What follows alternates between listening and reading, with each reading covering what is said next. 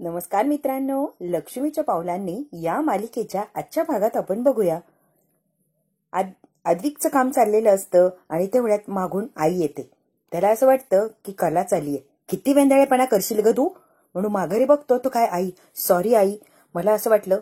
खरे हो ना आई, सॉरी मी जरा विचारामध्ये होतो म्हणून. अरे होतं असं कधी कधी, एवढा काय अद्विक, ठीक आहे. आपल्या माणसांची सवय झाली ना की असंच होतं आणि ते चांगलंय बरं. आई तुला खरं सांगू का, त्या खरेची इतकी सवय होईल असं मला कधीच वाटलं नव्हतं. आई जाणून बुजून ठरवून असं काही एक झालेलं नाहीये, ते होत गेलं ग, आणि कधी होत गेलं कसं होत गेलं मलाही कळालं नाही. अरे अद्विक, मी पण तिच्याबद्दल चुकीचाच विचार करत होते की सुरुवातीला. हळूहळू हळू जशी मला ती कळत गेली तसं तिच्याबद्दलचं मत माझं बदललं. तिच्यासारखी सून शोधूनही सापडली नसती हे सुद्धा मी मान्य केलंय. अद्विक, तुझं जेव्हा लग्न झालं तेव्हा तुला आणि मला आपल्या दोघांनाही ती आवडली नव्हती आणि न आवडल्यामुळे आपण तिच्याकडे चुकीच्या नजरेनेच बघत होतो आणि नेहमी तिच्यामध्ये चुका शोधण्याचा प्रयत्न करायचो. पण ती नेहमी सत्याच्या मार्गावर आणि व्यवस्थितच वागत गेली. ती कधीही चुकीची नव्हती. आपला दृष्टिकोन चुकीचा होता बघायचा. आपण तिला गेस्ट हाऊस मध्ये ठेवलं, हडतूड केली, चुकीचं वागलो, खूप घाणेरड्या प्रकारची वागणूक दिली. तरीही कलाने तिचं वागणं बदललं नाही आणि आहे तशी ती चांगली आणि चांगलीच वागत राहिली. कलाने तिचा चांगुलपणा काही सोडला नाही, कारण ती चांगलीच आहे रे. तिला ओळखायला आपण मात्र चुकलो. तिचं माहेर सुद्धा तोडलं, तरी सुद्धा तिने कधीच राग केला नाही, खुन्नस केली नाही, काहीही केलंच नाही. जे समोर येईल ते बिचारी सहन करत गेले. एवढं सगळं आपण तिच्याबरोबर करत होतो तरीही तिची कर्तव्य चोखपणे पार पाडत राहिली. हे सगळं करत असताना स्वतःचा स्वाभिमान, स्वतःची कला सगळं काही जपलं तिने. अरे म्हणूनच स्वतःच्या हिमतीवर घरात, ऑफिसमध्ये आणि तुझ्या मनात तिने स्वतःचं स्थान असं निर्माण केलंय. कला खरंच गोड आहे रे. अधिक म्हणतो, आई किती छान सगळ्याचा अभ्यास केलाय तू, खरंच मानलं तुला. अरे अद्विक, नवरा बायकोचं नातं समजावं त्याआधीच माझ्यापासून ते दुरावलं होतं. समजून घेण्याची वेळच आली नाही मला. हे नातं एखाद्या रोपासारखं रुजवायला लागतं, बहरायला लागतं, फुलावं लागतं, जपायला लागतं, विश्वासाचं खत घालायला लागतं, प्रेमाने मशागत करायला लागते, आनंदाचं ऊन सुद्धा द्यायला लागतं, आदरही द्यायला लागतो. तेव्हा कुठे ते डावरतं. तू या नात्याच्या रोपाची सावली हो.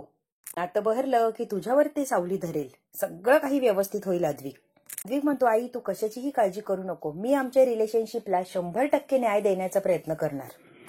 सरोज म्हणते, तुझा मला खरंच अभिमान वाटतो. मी दोघं पुन्हा लग्न करताय, खूप छान गोष्ट आहे आणि आनंदाचीच गोष्ट आहे. तेवढंच घरात आनंदाचं वातावरण. आधी चुका झाल्या, हातातून सगळं निसटलं म्हणून आयुष्यभर हळहळ करत बसायचं. त्यापेक्षा तुम्ही ज्या चुका झाल्या त्या एक्सेप्ट केल्या आणि सुधारण्याचा प्रयत्न केला, तेही नव्याने. खरंच कौतुकाची गोष्ट आहे तुमच्या दोघांची. मनापासून ते लग्नाचे क्षण जगा, जपा आणि नव्याने सुरुवात करताय. खरंच आनंदाचीच गोष्ट आहे. अद्विक, कडू आठवणींना मागे टाकत नवीन आठवणींना जपा आणि नवीन काहीतरी घडवा. सुखाने संसार करा. अद्विक म्हणतो, ऑफकोर्स आई, आणि आमचं काही चुकलं तर तू आहेस की आम्हाला गाईड करायला. हो, मी तर नेहमी असणार आहे रे तुमच्या सोबत.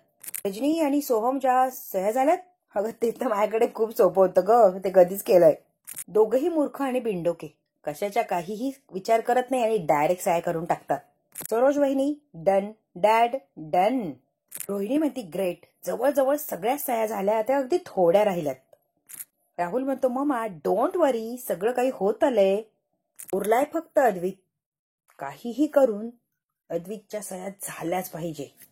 राहुल म्हणतो, ममा काळजी करू नको, उद्या एनी कॉस्ट अद्विकच्या सह्या मिळतील म्हणजे मिळतील, हा शब्द आहे राहुलचा. एकदा काय अद्विकच्या सह्या मिळाल्या की मग सगळा गेम आपल्या हातात ममा. मग हत्ती, वजीर, राजा सगळे सगळे प्यादी आपल्याच तालावर नाचणार. रोहिणी आणि राहुल कमालीचे खुश असतात. इतका काय आनंद झालेला असतो. त्यांनी जो प्लॅन केलेला असतो परफेक्ट झालेला असतो. अगदी थोडं झालं कम्प्लीट की तो सेलिब्रेशन करायला तयार होणार असतो. एक सही म्हणजे फक्त अद्विकची सही राहिलेली असते. तेवढी झाली की सगळी प्रॉपर्टी यांच्या नावावर होणार असते. मग काय, हे एकटेच मालक सगळ्या प्रॉपर्टीचे. लेक मात्र कमालीचे खुश असतात. सोहमला मात्र टेन्शन आलेलं असतं. अनामिका त्याच्याबरोबर कशी वागते याचे तो आता विचार करत असतो. एका मिनिटात प्रेम करते, एका मिनिटात ती भांडायला लागते. अचानक आली, गळ्यात पडली, मी तुझ्याशिवाय राहू शकत नाही, आपल्याला एकत्र संसार करायचा. सगळी काही नाटकं जी अनामिकाने केलेली असतात हॉलमध्ये, ती आता याला आठवत असतात आणि सोहम सगळ्याचा बारीक असा विचार करत असतो. नेमकी अनामिका तर चाललंय तरी काय. आता मी अनामिकाच्या नात्यातून बाहेर पडू शकणार नाही का. तिच्याबरोबरचं नातं तुटल्यातच जमाय आणि होतं सुद्धा. आता अचानक ती परत आलीये. काजलचा मी विचार तरी करू शकत होतो, पण आता ती परत आल्यामुळे सगळं काही स्टॉप झालंय. तिला परत माझ्यासमोर येऊन उभा राहिला. या तिड्यातून मी सुटू तरी कसा. अनामिका आता आलेली असते आणि सोहम बसलेला असतो. बसलेल्या सोहमकडे ती बघत सुद्धा नाही. तिच्या नादातच ती असते. एका रूम मध्ये असून सुद्धा इग्नोर करत असते आणि तिचं काय करायचं ते कामं करत असते. याच्याकडे लक्षही देत नाही किंवा बोलतही नाही. सोहम म्हणतो, अनामिका. अनामिका ऐकूनही न ऐकल्यासारखं करते. माझा फोन कुठंय. फोन घेते आणि परत सोहमला इग्नोर करते. ही अशी काय वागती आता. हिचं काही कळतच नाहीये वागण्याचं. कला आणि अद्विक आपापल्या घरी झोपलेले असतात, तरीही दोघं सोबत आहे असं त्यांना भास होत असतो आणि एकमेकांना ते जाणवत असतात, दिसत असतात. एकमेकांशिवाय अगदी एक क्षण काढणंही त्यांना कठीण झालेलं असतं. इतकी काय आठवण येते आणि दोघंही अगदी बेचैन झालेले असतात. झोप लागतच नसते. अद्विकचीही ती अवस्था असते आणि कलाची सुद्धा. झोप येत नसते म्हणून इकडे तिकडे ते फेऱ्या मारत असतात आणि अद्विकला कला आणि कलाला अद्विक आठवत असतो. जणू काही माझ्या जवळच आहे असं काही त्यांना भास होत असतो. कला आता रूम मधून बाहेर आलेली असते आणि अद्विक सुद्धा. दोघांची सेम सिच्युएशन असते. अद्विक म्हणतो, कला तुझी प्रचंड सवय झालीये मला. कशी झोप लागणार आहे मला तुझ्याशिवाय. कलाला सुद्धा गोड आठवणी आठवायला लागलेल्या असतात. तीही त्याच्यामध्ये मग्न झालेली असते. अद्विक काय, तोही आता जिना उतरून खाली यायला लागलेला असतो. कला म्हणते, चांदेकर पासून जितकी काय लांब जाईल ना तितक्या आठवणी मला सारख्या सारख्या आठवतात. प्रत्येक गोष्टीत मला आता चांदेकरची आठवणी यायला लागलीये. दोघंही वेडे वेंधळे सगळे काही असतात. अगदी सेम असतात दोघं, म्हणून तर त्यांचं पटायला लागलेलं असतं. अद्विक इकडे कॉफी बनवायला लागलेला असतो. त्यांनी 2 मग ठेवलेले असतात आणि 2 मग मध्ये म्हणजे कलाची आणि त्याची दोघांचीही तो कॉफी बनवत असतो. इकडे आता कलानेही तसंच केलेलं असतं. 2 कप घेते समोर आणि तीही कॉफी बनवायला लागलेली असते. अद्विकसाठी कला बनवते आणि कलासाठी अद्विक. दोघं वेगवेगळे असतात तरीही दोघांची काळजी घेऊन दोघंही 2 कप अशी कॉफी बनवायला लागलेली असतात. अद्विक म्हणतो, किचन आणि खरे न तुटणारं नातं. किचनमध्ये राहायला तिला इतकं आवडतं, इतका इंटरेस्ट आहे. पण खरं तर मी तिला आजपर्यंत कधी बोललो नाही. पण अप्रतिम अशी स्वयंपाक बनवते आणि खूप चव आहे तिच्या हाताला. काकी काय म्हणत असते, अन्नपूर्णा आहे खरे, अन्नपूर्णा. ऍक्च्युली तुला सगळं काही सांगायचंय ग खरे, पण आता असू दे, लग्नानंतरच सगळं काही सांगतो शांतपणे व्यवस्थित. तुला आवडते ना खरे तशी दुधाची कॉफी, बघ कशी झालीये, टेस्ट कर तर खरं. चांदेकर, तुला आवडते तशी एक्स्ट्रा कॉफी घालून केलेली स्ट्रॉंग अशी तुझी कॉफी. आता टेबलवर दोन्ही कॉफीचे मग कप दोघांनीही ठेवलेले असतात आणि समोर एकमेकांच्या दोघे आहेत असं भासवून ते आता कॉफी प्यायला लागलेले असतात. अद्विकही सेम प्रोसेस करतो आणि कला सुद्धा. समोर कॉफीचा मग ठेवलेला असतो. समोर आता कला बसणार आणि इकडे अद्विक बसणार आणि मग ते इमॅजिन करून कॉफी पिणार असतात. मस्त एन्जॉय. तीही दमलेला असलो ना की मला समोर तू आणि कॉफी दिसली की रिफ्रेश होऊन जातो बघ मी खरे. कला म्हणते, आधी कॉफी मला अजिबात आवडायची नाही, पण आता मला तूही आवडतो आणि कॉफीही आवडायला लागलीये. दोघंही तर कॉफीच्या कपाला चेअर्स करतात आणि कॉफी प्यायला सुरुवात करतात. छान झालीये कॉफी. स्वतःचं कौतुक ते स्वतःच करत असतात. दोघंही एकमेकांशी बोलण्याचा प्रयत्न करत असतात, मनातल्या भावना व्यक्त करत असतात. मला तुझी खूप सवय झालीये. इकडे हा म्हणतो, मलाही तुझी सवय झालीये. तुझ्याशिवाय ना मी राहू शकत नाही. इतकी काय सवय झालीये ना, तुझ्याशिवाय न राहण्याचा मी विचारच करू शकत नाही. आत्ताच आपल्याला 1-2 दिवस ऍडजस्ट होत नाहीये. अगदी बेचैन व्हायला झालंय. खरंच खरे काय सवय झालीये रे आपल्याला एकमेकांची. नवीन लग्न झालं तेव्हा आयुष्य इम्पॉसिबल वाटायचं आणि आता तू नाहीयेस तर अगदी वेडा झालोय मी. काय कला आहे खरंच कला तुझ्याकडे. म्हणते, अशक्य आयुष्य होतं सुरुवातीला. अशक्य काय काय सहन केलंय आणि काय काय झालंय आपल्यासोबत. एक म्हणतो, आता तुझ्याशिवाय आयुष्य माझं इम्पॉसिबल वाटतंय. कला म्हणते, मला आता तुझ्याशिवाय जगणं इम्पॉसिबल आहे. दोघांचंही एक मत, एकच विचार करत असतात आणि एकच वाक्य येत असतात. अरे माझं आयुष्य फक्त चांदेकर चांदेकर तूच आहे रे, बाकी काही नाही उरलंय माझ्या आयुष्यात. इकडे आता आबा आणि सरोज पाहुण्यांची यादी काढलीये का, खूप तयारी करायची आहे, वेळ कमी आहे आपल्याकडे, सगळं पटापट आणि व्यवस्थित तयारी झाली पाहिजे. युग म्हणतो, हो हो लवकरात लवकर सगळं करायला हवंय आबा. रजनी म्हणते, हो हो हो सगळं झालंय आबा. जेवण या दोघांच्या आवडीचं ठेवलंय बरं मुद्दामून. कलाच्या आवडीचे खव्याचे गुलाबजाम, याला आवडतात तशा पुरणाच्या पोळ्या. म्हणतात चांगलंय चांगलंय. असं आहे ना, सगळे काही मेनू तू छान ठरवले.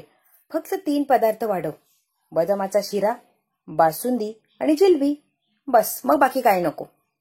माझ्या आद्विक आणि कलाचं लगीन आहे, एवढं तर झालंच पाहिजे ना. तुझ्या पक्वांना तर असायलाच हवं ना. अद्विक म्हणतो बेस्ट आयडिया. अद्विक मध्ये मध्ये बोलत असतो. याच्यावर सगळे हसत असतात. सरोज म्हणते हो का, बेस्ट आयडिया होय. सगळेच याच्यावर आता हसायला लागलेले असतात. सगळे हसत असतात, आनंद व्यक्त करत असतात. फक्त रोहिणी आणि अनामिका दोघींच्या तोंडावर मात्र 12 वाजलेले असतात. रोहिणीच्या कुणी थोबाडीत देऊन बसवलं की काय असं रोहिणीने थोबाड करून बसलेली असते या सगळ्यांच्या आनंदावर विरजान पाडायला. रोहिणीचा फोन वाजत असतो. अद्विक म्हणतो अगं आत्या लक्ष कुठे, फोन वाजतोय तुझा. पटकन ती फोन उचलते. महत्वाचा फोन असतो. तुमची तयारी चालू द्या, मी जरा आलेचा म्हणून जरा बाजूला आलेली असते. तसंही तिथं बसल्यात काही इंटरेस्ट नसतोच तिला. आबा म्हणतात अद्विकराव खुश आहे ना रे तू. सोहम म्हणतो आबा असं काय विचारताय, खुश आहे का? झोपेत सुद्धा हसतो तो. तू कधी बघितलं रे मला झोपेत? बापरे, मी स्वतः बघितलं या, म्हणूनच सांगतोय मी. झोपेत सुद्धा हसतो हा, वेड लागल्यासारखं. सोहम म्हणतो आबा याचा उतावळा नवरा झालाय. गुडघे चेक करू बघा, बाशिंग बिशिंग बांधून फिरतो की काय. रजनी आता सोहमला ओरडते, दादा येतो असं बोलतात का त्याच्याशी? अजून एक काकी ठेवून दे त्याला माझ्यातर्फे. इकडे आता रोहिणी अगदी घाईघाईने आलेली असते. बेडरूमचा दरवाजा बंद करते आणि बेडरूम मध्ये येऊन आता फोन उचलते. वकील साहेबांचा फोन असतो. अहो मॅडम काय झालं, 2 दिवसात फोन करून कळवणार होता, काय झालं? फोन वगैरे काहीच नाही. फाईल्सवर सह्या झाल्या नाहीत का? तुमच्या कामासाठी किती दिवस माझी बाकीची कामं बाजूला ठेवायची आहे, लवकर काम करता येत नाही का हो? एवढं सोपं काम नाहीये ते, पण तुम्हाला तुमचा मोबदला दिला जातोय ना, मग तुम्हाला काय हरकत आहे? मोबदला देताय ते ठीक आहे, पण कोर्ट कचेरीची कामं एकदम आणि पटापट होत नसतात. कळतंय का मॅडम तुम्हाला? हो, तुमचं म्हणणंही कळतंय मला. करते काहीतरी, लवकर करण्याचा प्रयत्न करते, तुम्ही टेन्शन घेऊ नका बरं. तेवढ्यात काय आता राहुलही आईच्या मागे मागे आलेला असतो. काय ग मम्मा, काही प्रॉब्लेम आहे का? अरे त्या वकिलाचा फोन होता, जाम वैतागलाय तो. लवकरात लवकर पेपर्स हवेत त्याला. पुढचं काम करायचंय, पुढची प्रोसिजर करायची आहे. तुमचं काम झाल्याशिवाय दुसऱ्याचं काम मला हाती घेता येणार नाही. तुम्ही इतका वेळ लावला तर कसं व्हायचंय? जरा लवकर काम करा म्हणून चिडला होता मायावर. मी सांगितलंय त्याला करते म्हणून. पेपर मिळाल्याशिवाय पुढची प्रोसिजर स्टार्ट होणार नाही. हे बघ राहुल, मी एक काम करते, जाते आणि त्याला समक्ष भेटते आणि काय सिच्युएशन चालली आहे ते त्याला सांगते, म्हणजे जरा तो दम धरेल. नाही तर असाच मला फोन करून तो त्रास देणार राहणार. राहुल म्हणतो हे बघ आई, मी जर अद्विकची सही घ्यायला गेलो तर तो डाऊट घेणार माझ्यावर, बरोबर? आई, आपण जर अनामिकाला हाताशी धरलं आणि मग काम केलं तर कसं होणार? Good idea. पण हे बघ राहुल, जे काय करतोय अगदी सांभाळून करायला लागणारा. अद्विक खूप हुशार आहे, तुला तर माहितीच आहे. अनामिका आता फोन आलाय म्हणून तिच्या सासूबाईंना सांगते आणि तिथून पटकन बाहेर निघालेली असते. मग फोन घेते आणि परत इथे बसायला येते. अनामिका एका मिनिटात येते. राहुलनी फोन लावलाय म्हणजे नक्कीच काहीतरी महत्वाचं असणार. आता या रूम मध्ये आलेली असते. रोहिणी, अनामिका आणि राहुल तिघांची मीटिंग चाललेली असते. राहुल म्हणतो अनामिका, काहीही झालं कसंही करून अद्विकची सही आणायची आहे तुला या पेपर्सवर, आणि तेही त्याला शंका न येता. कळतंय का तुला? ओके, तुम्ही म्हणताय अगदी तसंच करील मी. हो, पण त्याला शंका आली नाही पाहिजे. काम अगदी चोख करायचंय अनामिका. अद्विकची काय, घरच्या सगळ्या लोकांच्या सह्या आणून तुमच्या पुढे ठेवेन, एवढी मी ट्रेन आहे या गोष्टीत. रोहिणी म्हणते ओव्हर कॉन्फिडन्स नको. कामाशी काम ठेव, इतकं ओव्हर कॉन्फिडन्स नको ठेवू स्वतःबद्दल. सगळ्यांच्या सह्या झाल्या, तुला फक्त अद्विकची सही घ्यायची. तर एकट्याची सही बाकी आहे, त्यामुळे सगळं काही काम अडलंय. आता वकिलांनी घाई केली आहे की पेपर्स हवेत, त्यामुळे मला काहीही करून लवकरात लवकर या अद्विकची सही हवी आहे. म्हणूनच हे महत्वाचं काम तुला सोपवलंय आणि काही गोंधळ गडबड न करता मला खात्री आहे हे काम तू नक्कीच पूर्ण करशील. हो मॅम, तुम्ही अजिबात टेन्शन घेऊ नका, मी सगळं काही क्लिअर करते, सह्या घेते आणि पेपर तुम्हाला वेळेच्या आत आणून देते. मी बघा कशी सह्या घेते आणि त्याला कळणार सुद्धा नाही. बिंदास्त राहा तुम्ही. मी अद्विकची एका पेपरवर सही घेणार, मग ती ट्रेस करणार. एकदा का फिनिशिंग झालं रे झालं की मग ती कॉफी करणार. मग कोणाला काही शंका येणार नाही. यू डोंट वरी. या गोष्टीत मी एक्सपर्ट आहे, सांगितलंय ना तुम्हाला. बिंदास्त राहा तुम्ही, काम झालंच म्हणून समजा. गाईज डोंट वरी, मी सगळं काही व्यवस्थित करेल आणि मॅनेजही करेल. तुम्ही बिंदास्त राहा बरं. अनामिका मोठ्या ओव्हर कॉन्फिडन्स मध्ये असते, यांना सांगते आणि तिथून मोठ्या तोऱ्यात ती निघून गेलेली असते.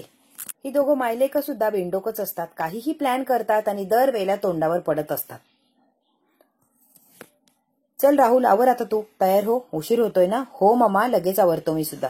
जायचंय आणि लॉयरला भेटायचंय. कोणत्याही परिस्थितीत लवकरात लवकर काम झालंय म्हणून त्याला सांगायला लागणार आहे. राहुल आता लगेच गेलेला असतो तयार व्हायला. इकडे आता कला, काजल मस्तपैकी शॉपिंग झालेली असते. कोणती साडी मागवायची त्यावर त्यांचं डिस्कस चाललेलं असतं.